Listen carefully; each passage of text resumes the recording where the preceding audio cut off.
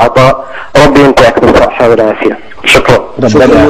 ربنا يحفظك. دكتور عصام عبد الصمد رئيس اتحاد المصريين في اوروبا. اهلا بيك يا دكتورنا، اتفضل. مساء الخير يا استاذ عمرو. مساء الخير يا استاذ عزت والحبيب الغالي الاستاذ عادل امام. اهلا وسهلا. وكل الضيوف اللي قدامك مع سيادتك، لان انا اسف مفيش غير محمد ورامي، هم دول يعني. اهلا وسهلا، لان انا اصلا في اوضه العمليات فمش شايفكم. المهم صوت العمليات. طب انا بتكلم بحس واطي شويه عشان طبعا مش عايز اصحي المريض بتاعي. المهم والله ده في العمليات.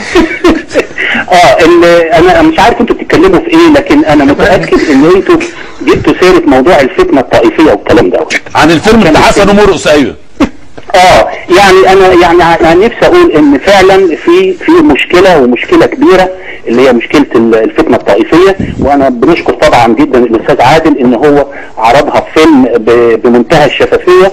والمشكله ديت مشكله اي اقليه زي ما انتم عارفين، هي في الحقيقه يعني بيبقى تعبير عن فشل الاغلبيه في التعامل مع الاقليه، وفشل يعني يصل الى مرتبه العار. ولكن في نفس الوقت احنا عايزين نعلن ان احنا ندين اي تدخل اجنبي في المشاكل المصريه. اكيد. وندين اللجوء الى اي جهه اجنبيه لحل. هيبقى لطيف برضه لو الفيلم ده يتعرض عندكم في انجلترا عشان كل اخواننا المصريين يشوفوه. ما انا اللي انا عايز اقوله ايه بقى، انا باسم الاتحاد انا عايز الاستاذ عادل ان هو يعني يكلم لنا المنتج بتاع الفيلم ويقول له ان اتحاد المصريين في اوروبا عايز ياخد نسخه من الفيلم. هكلم لك منتج الفيلم، ممكن حد يعرفه واكلمه. المهم العمليه اللي شغاله دلوقتي.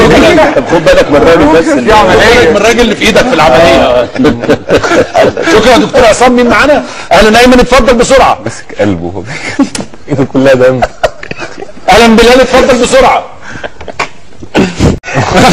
طيب هنطلع فاصل اعلان، نرجع تاني وبرضه نكمل ناخد اتصالاتكم الهاتفيه كلها.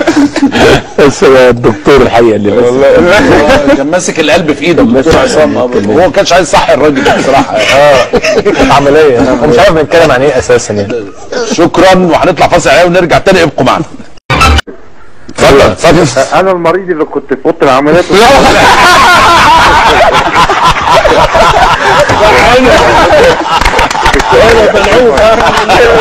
صحي الراجل كمان. الحمد لله على سلامتك.